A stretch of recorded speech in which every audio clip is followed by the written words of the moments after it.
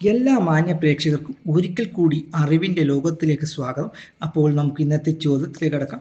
ഒന്നാമത്തെ ചോദ്യം: നീലം തോട്ടങ്ങളിൽ ജോലി ചെയ്തിരുന്ന കർഷകരെ പാശ്ചാത്യർ ചൂഷണം ചെയ്യുന്നതിനെതിരെ നടന്ന പ്രക്ഷോഭം.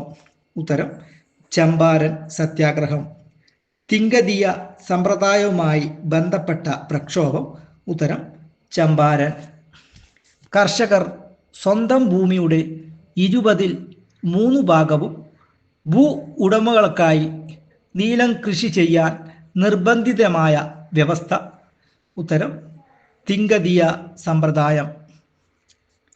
ചമ്പാരൻ സത്യാഗ്രഹത്തിൻ്റെ 100ാം വാർഷികം ഇന്ത്യ ആചരിച്ചത്. ഉത്തരം: 2017. അഹമ്മദാബാദ് മിൽ സമരം നടന്ന വർഷം. ഉത്തരം: 1918.